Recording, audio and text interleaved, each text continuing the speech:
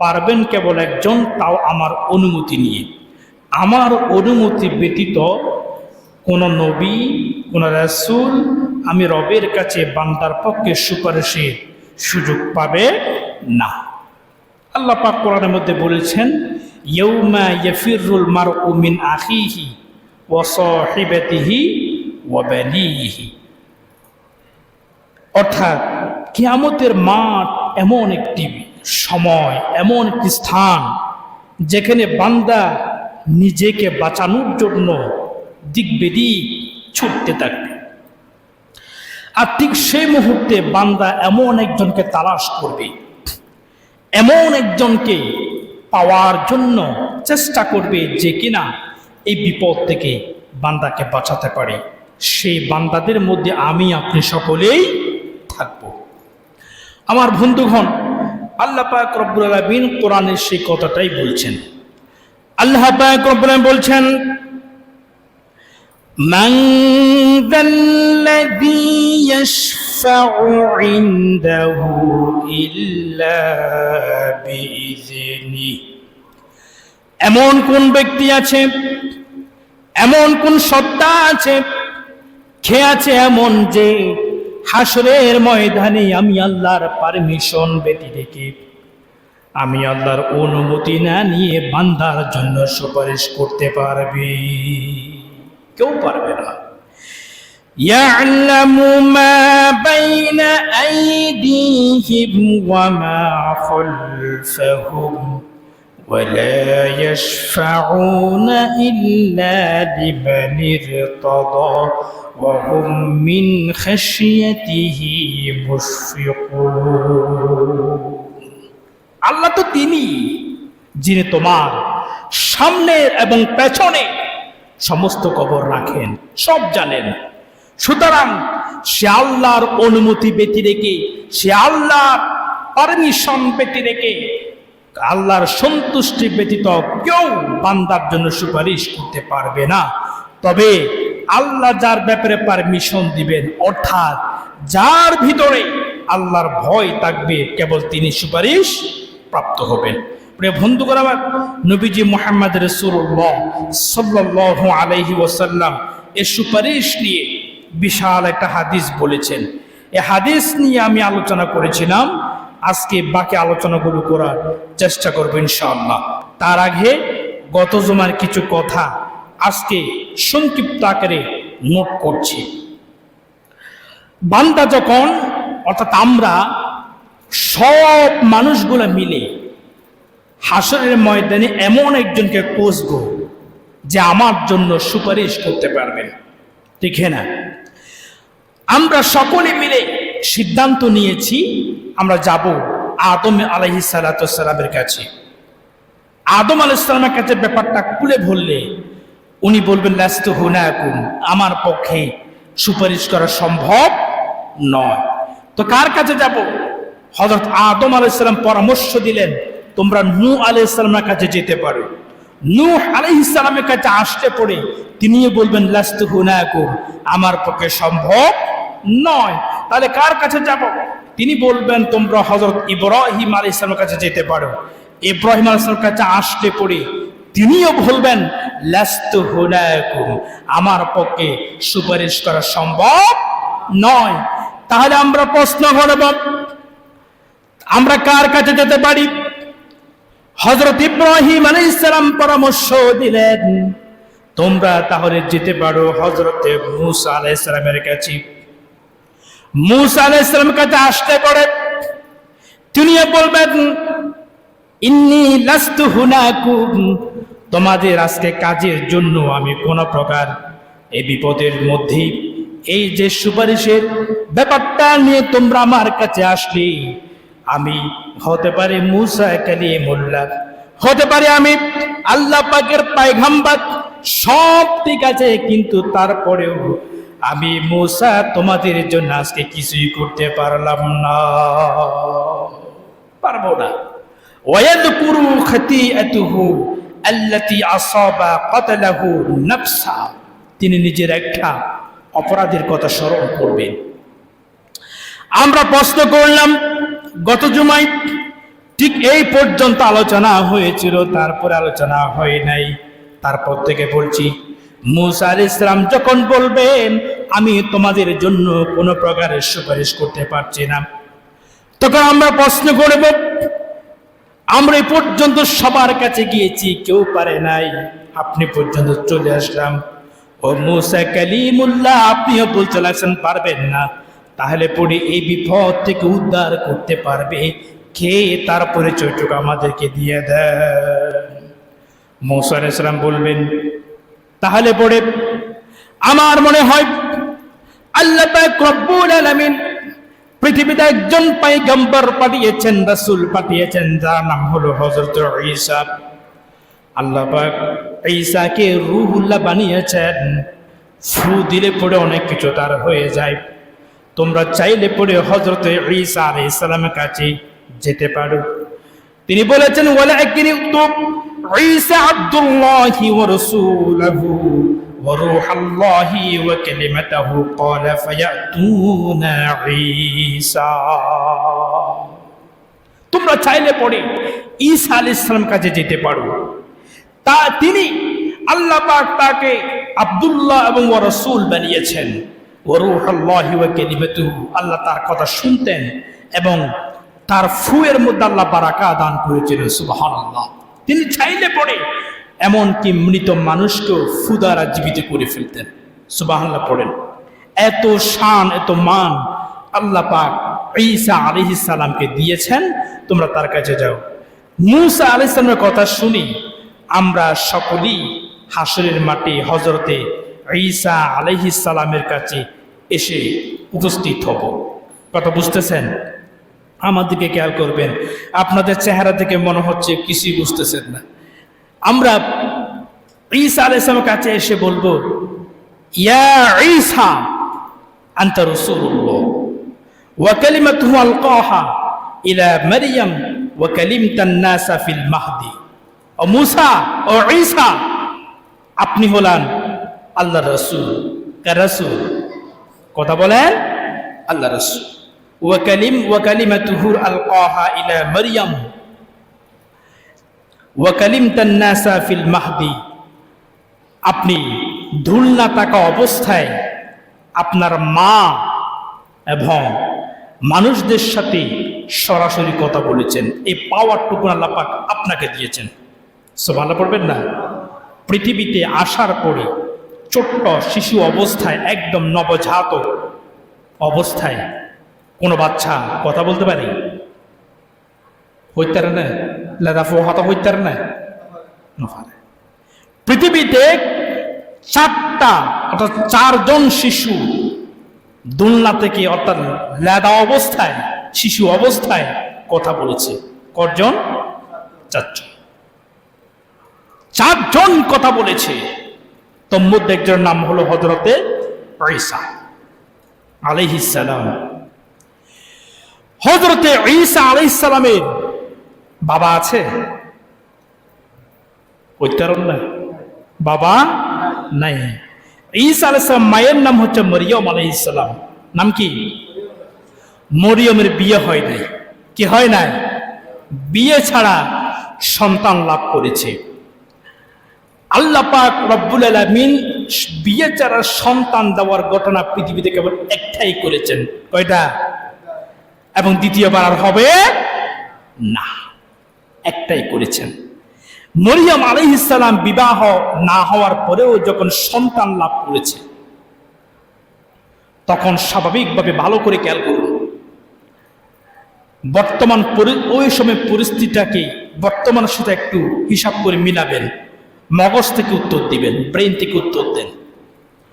মরিয়ম আলাইহিস সালাম যখন সন্তান সম্ভবা, তখন সকলে মিলে বলেছে, মরিয়ম তুমি কার সাথে আকামটা করেছো? নাউযুবিল্লাহ। কারণ কোন নারীর পেটে পুরুষের স্পর্শ ছাড়া সন্তান আসতে পারে না, এই বিধান আল্লাহ পাক রাখেন নাই। তখন মরিয়ম আলাইহিস সালাম বলেছেন, না, আমি কোনো অপরাধ করিনি, যা হচ্ছে সব কার ইচ্ছায়। কথা কইতে হবে, কার ইচ্ছায়? আল্লাহর ইচ্ছায়। আমার ইচ্ছে কিচ্ছু হয় না এখানে। কিন্তু এই কথা যদি কেউ বলে আমরা সাধারণভাবে বিশ্বাস করতে পারবো না, এটা বিশ্বাসযোগ্য কথা নয়। মরিয়ম আলাইহিস সালাম অপমান সহ্য করতে না পেরে এলাকা থেকে বের হয়ে গেছেন, পাহাড়ে চলে গেলেন। ওখানে সন্তানের জন্ম হয়, ঈসা আলাইহিস সালামের জন্ম হয়। ওখান থেকে নিয়ে বাড়িতে চলে আসতে পড়ে এবার সকলে মিলে মরিয়মকে ধরল। মরিয়ম, তোমাকে সত্যি করে বলতে হবে এই ছেলের বাবাকে। কথা বুঝেন? এই ছেলের বাবাকে। মরিয়ম আলাইহিস সালাম, আমি তো কারোর সাথে সম্পর্কই করি না, বাবা কোত্থেকে আসবে? তাহলে সন্তান কোত্থেকে আসলো?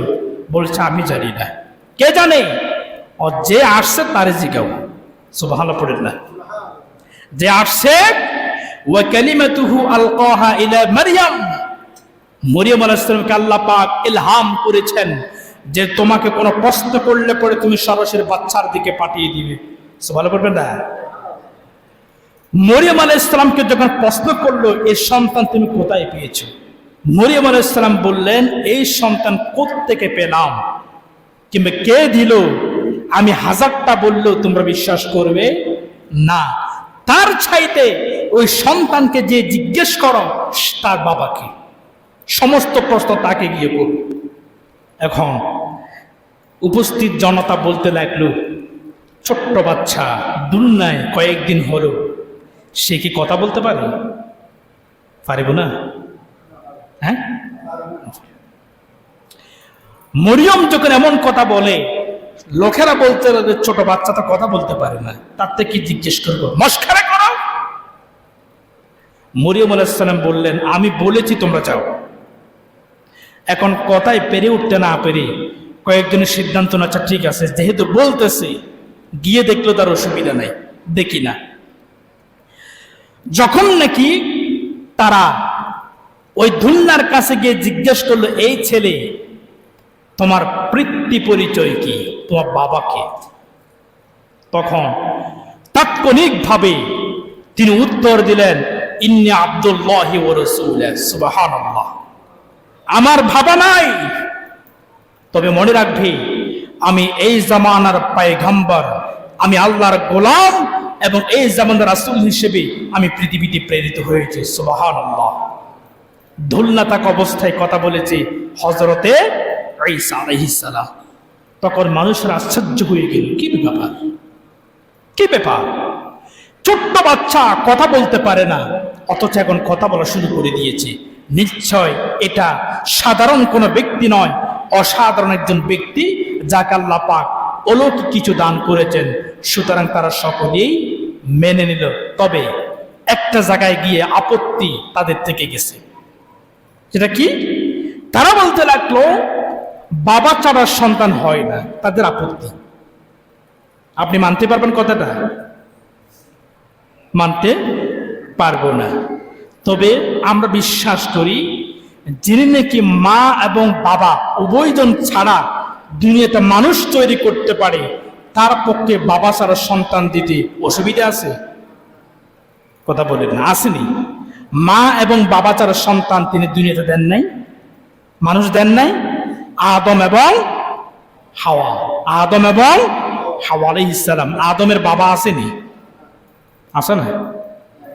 হাওয়া আলাইহিস সালামের মাও নেই, বাবাও নেই। যিনি মা এবং বাবা ছাড়া মানুষ তৈরি করতে পারেন, তার পক্ষে বাবা ছাড়া কেন সন্তান তৈরি করতে পারবেন না? সুবহানাল্লাহ। প্রিয় বন্ধুগণ আমার, হযরতে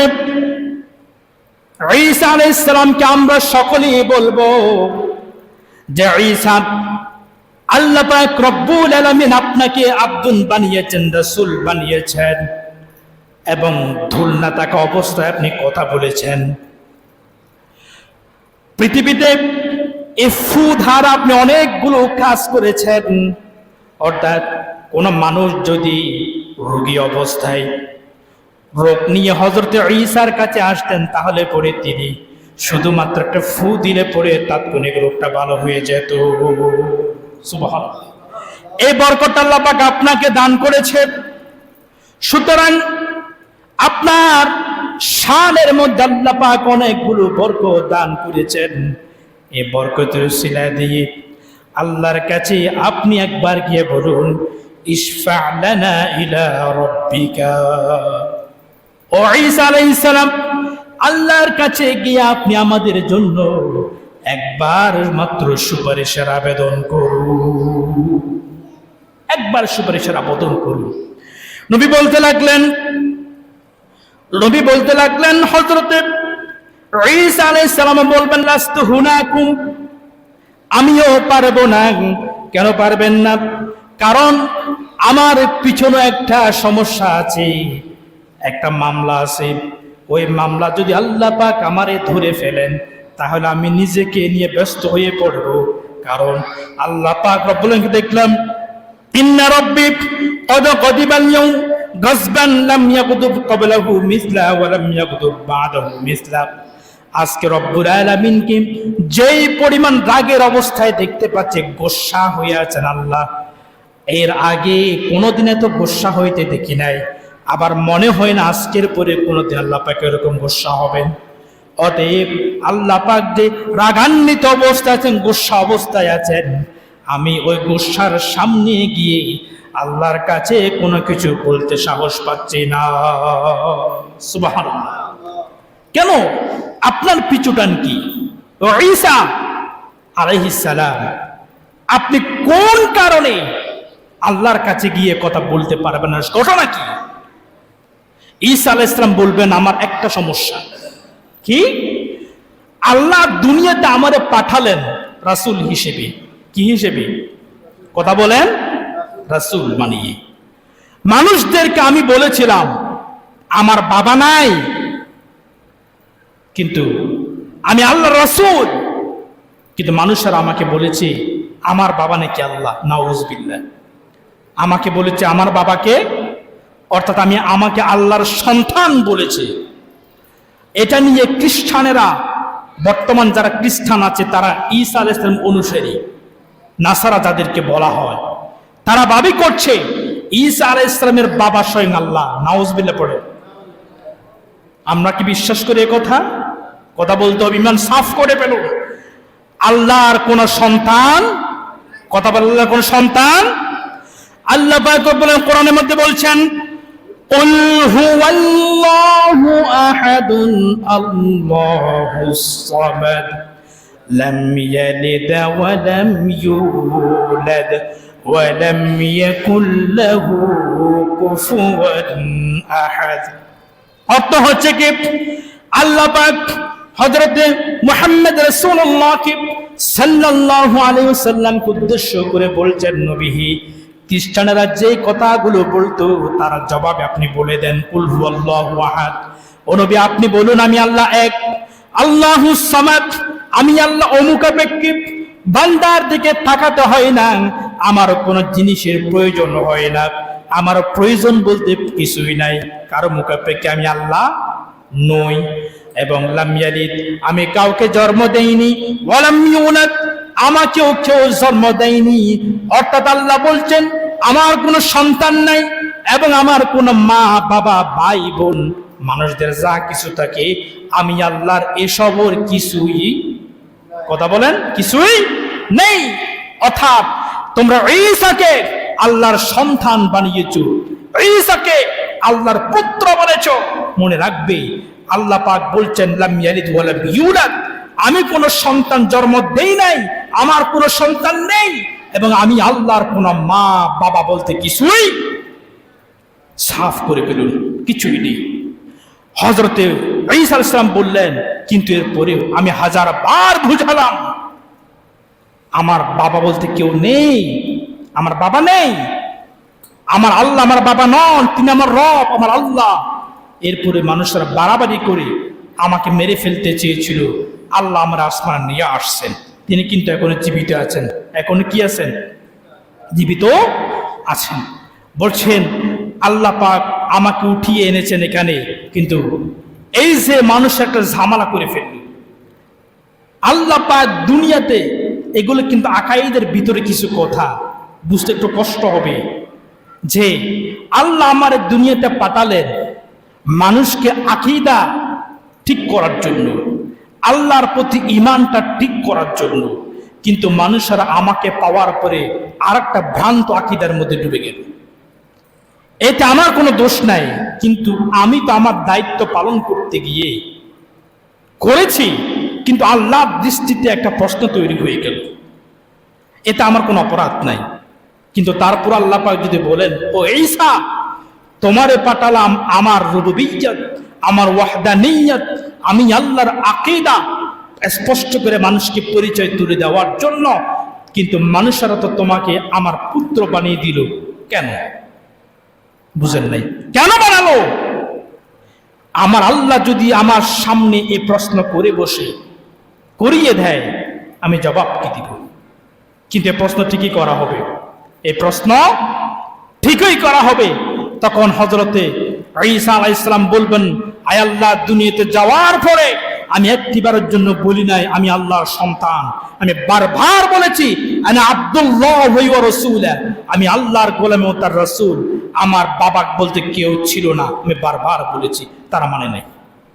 প্রমাণস্বরূপ, লম্বা কত দিকে যাচ্ছি না, তিনি প্রমাণও দিয়ে দিবেন।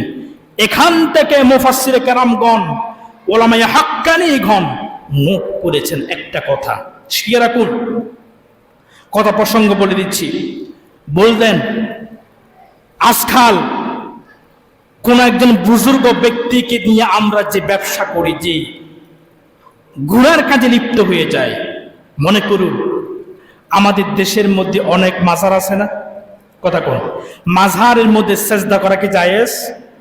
কথা বলেন, জায়েজ আছে? কোন অবস্থা জায়েজ নাই।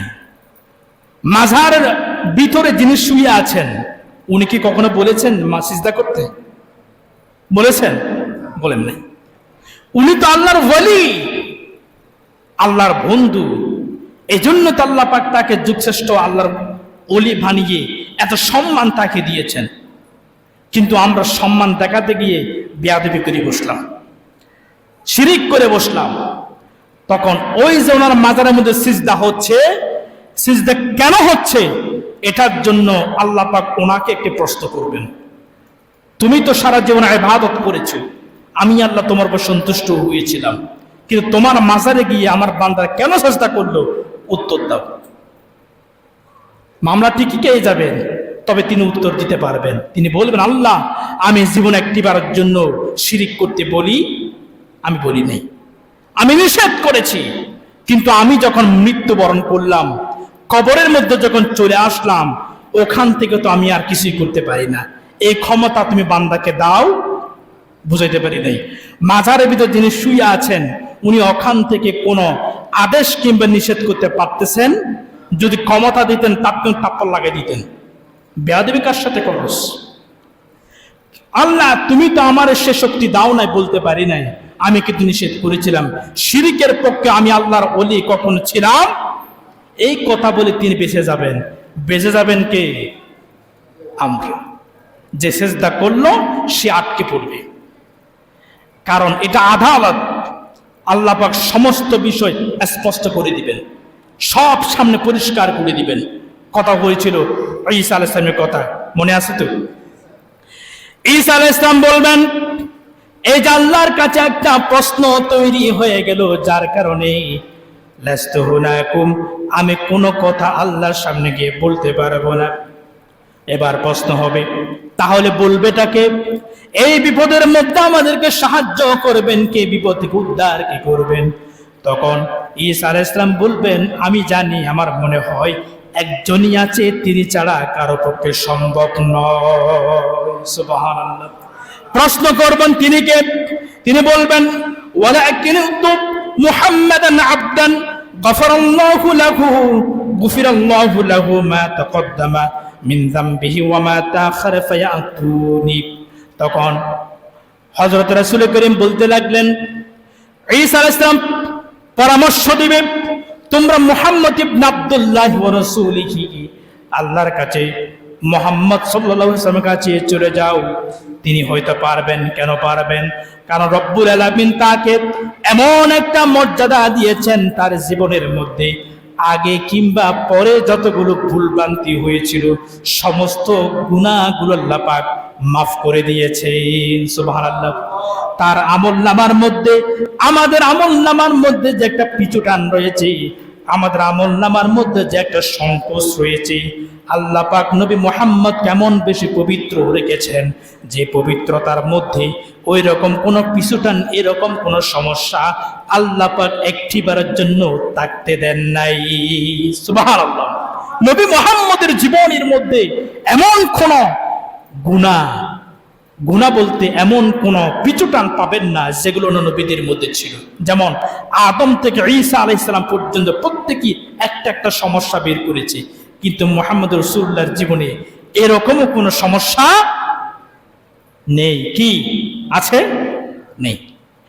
তখন নবী বলতে লাগলেন, আমরা সকলেই অর্থাৎ আমরা বান্দারা আমাদের হুজুরে পাক সাল্লাল্লাহু আলাইহি সাল্লামের কাছে গিয়ে উপস্থিত হবে। একটু জিকির করে সুবহানাল্লাহ ওয়ালহামদুলিল্লাহ,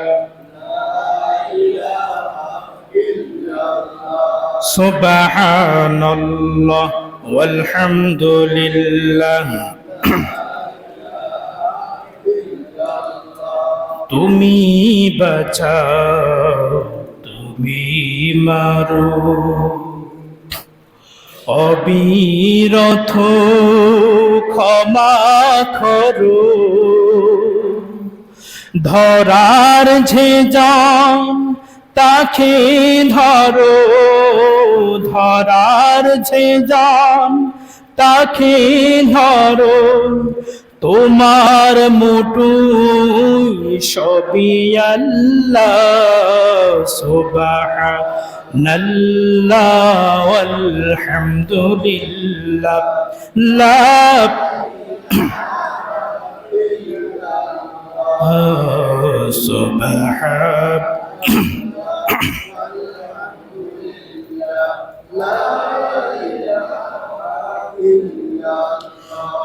তখন আমাদের মতো সকল বান্দারা উম্মতেরা চলে যাব হযরতে মুহাম্মদ রাসূলুল্লাহ। সকলে পড়ি, গিয়ে বলবো, ইয়া মুহাম্মাদুন আনতা রাসূলুল্লাহ ওয়া খাতামুল আম্বিয়া ওয়া ক্বাদ গফিরাল্লাহু লাকা মা তাকাদ্দামা মিন যামবিকা ওয়া মা তাআখার ইশফা লানা। আমরা বলবো, ইয়া রাসূলুল্লাহ, কি আপনি হলেন তা মুহাম্মদ রাসূলুল্লাহ, এবং নবীদের মধ্যে সব চাইতে শ্রেষ্ঠ এবং শেষ নবী। নবীর যে ধারা ছিল, আল্লাহ পাক আপনাকে দিয়ে নবীর ধারাটা বন্ধ করে দিয়েছেন, এবং আপনার পূর্বের এবং পরের যতগুলো গুনাহ আছে সমস্ত গুনাহগুলো আল্লাহ পাক মাফ করে দিয়েছেন। কোনো গুনাহ বলতে আমলনামার মধ্যে নাই। আল্লাহ পাক আপনাকে এত বেশি মর্যাদা দান করলেন, আমরা জানি আপনি আল্লাহর কাছে সবচেয়ে বেশি প্রিয়।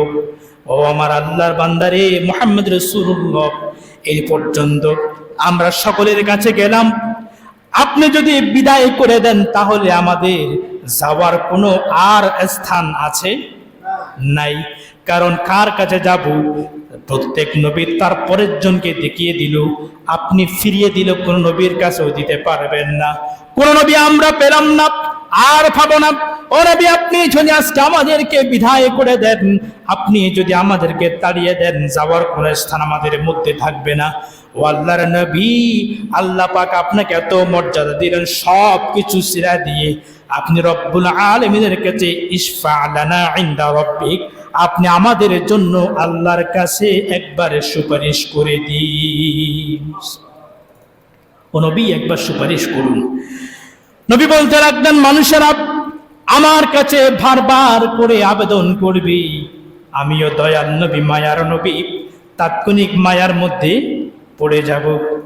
মুসিবতে না পাই যদি, মুসিবতে না পাই যদি, করুণা তোমার,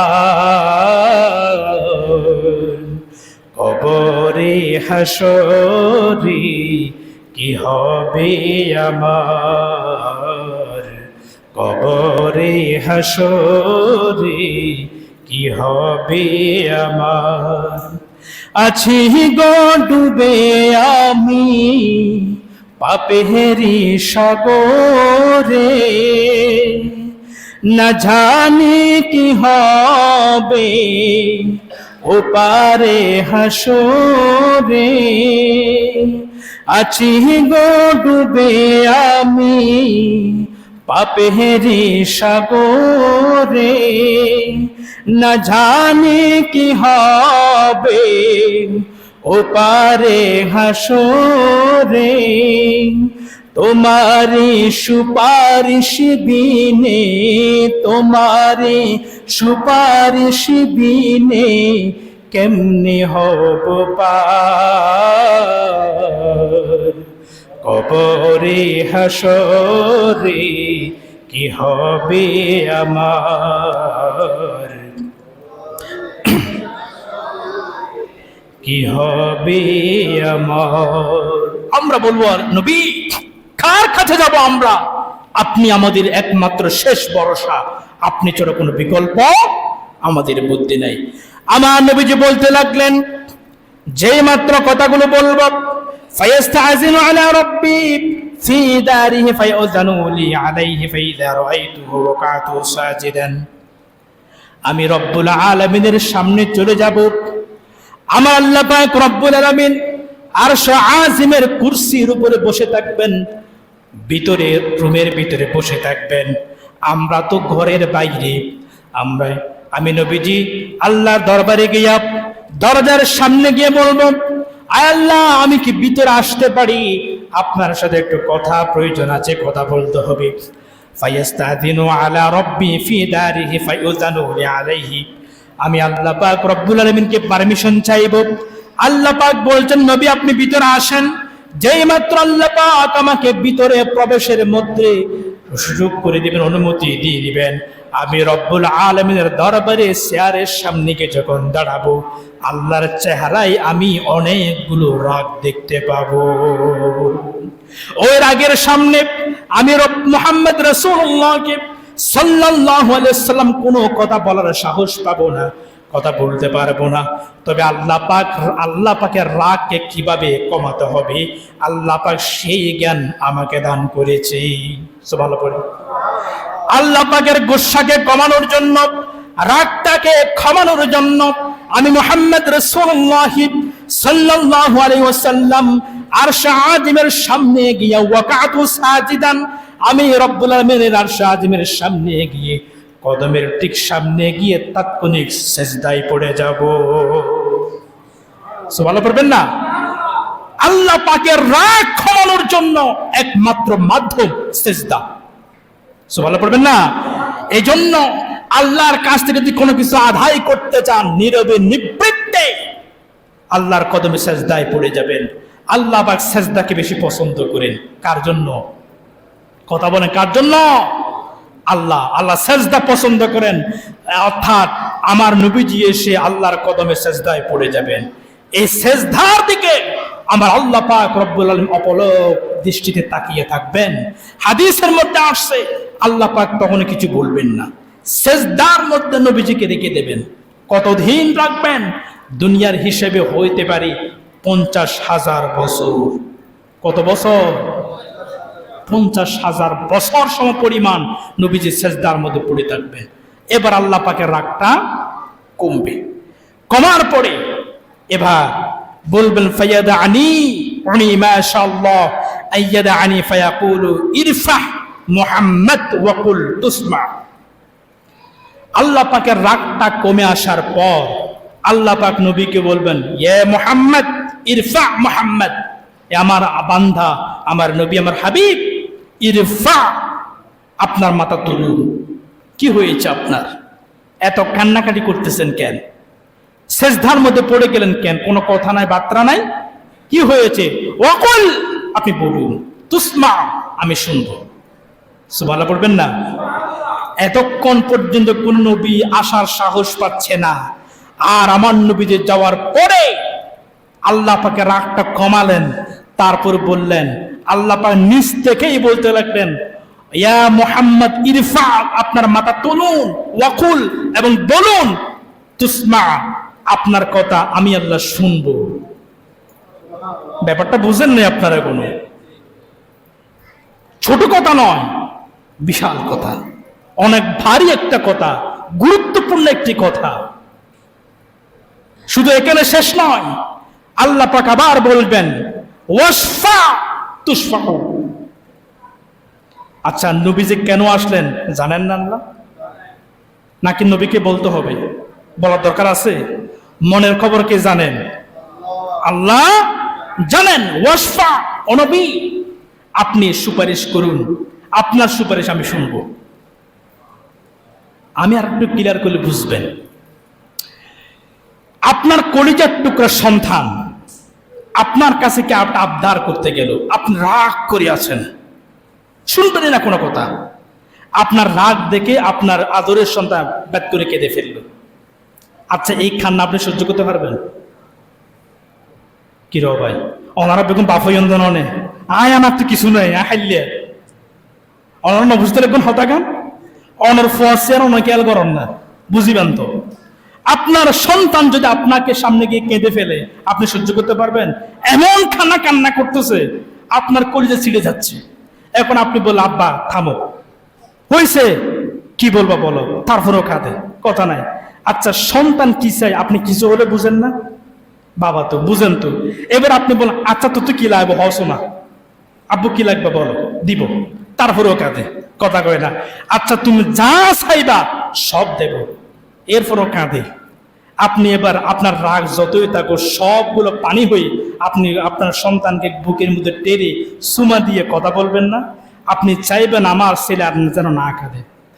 ঠিক হয়তো আল্লাহ পাক নবীজিকে চুমা দিবেন না, কিন্তু এমন একটা পরিস্থিতি আল্লাহ পাক নবীর সাথে করবেন, বুঝেন নাই? সুবহানাল্লাহ। এতক্ষণ পর্যন্ত কোন নবী আসার সাহস নাই, আর সেই জায়গায় আল্লাহ নিজ থেকে নবীর সাথে কথা। আমার আল্লাহ বলবেন ওয়াসফা, ও নবী আপনি সুপারিশ করুন, তুশফা আপনার সুপারিশ আমি গ্রহণ করব, এবং ওয়াসাল এবং আপনি আমার কাছে যা চাইবেন বলে দেন, কথা যা চাইবেন আমি রব্বুল আলামিন আপনার কথা মতো সব দিয়ে দেব। এবার সুযোগ হলো নি। এবার নবীজি বলবেন, নবীজি সেজদা থেকে মাথাটা তুলবেন, তোলার পরে বলবেন আল্লাহ রফা রাসি রাসূলুল্লাহ সাল্লাল্লাহু আলাইহি ওয়াসাল্লাম হামিদাল্লাহ ওয়া সানাল্লাহ। নবীজি মাথা তুলে বলবেন আয় আল্লাহ তোমার বড়ত্ব, তোমার প্রশংসা, তোমার দয়া, সবকিছু কৃতজ্ঞতা প্রকাশ করবেন। ও নবী আমি জানি আপনি কি বলতে চান, একটু বলুন না। নবীজি বলতে লাগলেন, নবীজি বলবেন রব্বুল আলামিন আপনার কাছে একটা অনুরোধ করতে আসছি, আবদার নিয়ে আসছি। আমার উম্মতরা কষ্টের মধ্যেও আছে, আপনি একবার পারমিশন দিলে পরে আমার উম্মতের জন্য সুপারিশ করতে আসলাম। সিজদাই পড়ে কান্দে নবী ঝারে যা, আমার উম্মত গুনাহগার গুনে কেমনে হবে পার। ওই কথা থেকে সঙ্গীতের কথাগুলো আসছে। আমরা তো তখন গুনার কারণে আল্লাহর কাছে লজ্জিত হয়ে যায়, বলতে সাহস পাবো না। আমার নবী যে সেম কথা বলবে, আল্লাহ সিজদাই পড়ে কান্দে নবী ঝারে যা, আমার উম্মত গুনাহগার গুনে কেমনে হবে পার। উম্মতের কান্ডারি নবী মুস্তাফা মারহাবা মারহাবা, দয়াল নবী মারহাবা মারহাবা মারহাবা, প্রিয় নবী মারহাবা মারহাবা মারহাবা, দয়াল নবী মারহাবা। ও আল্লাহ আমার উম্মতগণ গুনাহগার, ভয় পাচ্ছে, আমি তো নবী বরদাস্ত করতে পারছি না। আপনি আমার উম্মতদেরকে বাঁচানোর জন্য, বাঁচিয়ে দেওয়ার জন্য তার সুপারিশ চায়, একটু দয়া করুন। আল্লাহ পাক বলেন ঠিক আছে, তোমার দয়া, তোমার পারমিশন, তোমার অনুরোধ আমি কবুল করলাম। কি করবেন? নবীজি বলতে লাগলেন ফায়াকুল ইয়া মুহাম্মদ ইরফা রাসি ওয়া কুল তুসমা ওয়া সাল তু'তা ওয়াশফা তাশফা ইয়া রাব্বি উম্মতি উম্মতি فقال انطلق فاخرج من كان من قبله مثقال شعيرة من ঈমান। নবীজি বলবেন, আয় আল্লাহ, আমার উম্মত, ডাইরেক্ট হাদিসের কথা, আমার উম্মত, আমি অন্য কিছুর জন্য আসি নাই। রব্বুল আলামিন বলবেন, ঠিক আছে, তাহলে আমি সুযোগ করে দিলাম। কি সুযোগ? রব্বুল আলামিন বলছেন, ইনতালিক ফাখরুজ, ও নবী, আপনি আপনার উম্মতের কাছে চলে যান, যাওয়ার পরে তাদের থেকে বাছাই করা শুরু করেন। তবে আমি সবাইকে পারমিশন দিব না, আমি একটা ফর্মুলা দিয়ে দিচ্ছি, ফর্মুলার মধ্যে আপনার যে উম্মতগুলো পড়বে তাদেরকে আপনি বের করে আনুন। কি ফর্মুলা? নবীজি বলতে লাগলেন, আল্লাহ পাক বলবেন, মান কানা মিন কলবিহি মিসকালা শাঈরাতিন মিনাল ঈমান। ও নবী, আপনার উম্মতের মধ্যে জবের দানা পরিমাণ, জব চিনেন তো? জব ধানের মতো একটা খাদ্য, আমরা মনে হয় গেঁয়ো বলি, হ্যাঁ, আটা বানাই না, এটা কি আঠা? এদিকে নাই, জব, যেটা থেকে আটা বানানো হয়। নবীজি বলতে লাগলেন, আল্লাহ বলবেন, যার কলবের ভিতরে, কলব চিনন না? হঠাৎ আছে হইতারন না, বাম দুধের 2 আঙ্গুল নিচে কল্প, যারা ফিরিয়াত বায়াতজন তারা জানেন, বাম দুধের হনদিন বুঝতে পারেন না, আছে দিয়েন এসে কলব যে জীবিত আছে, বুঝন না? বুঝছেন না?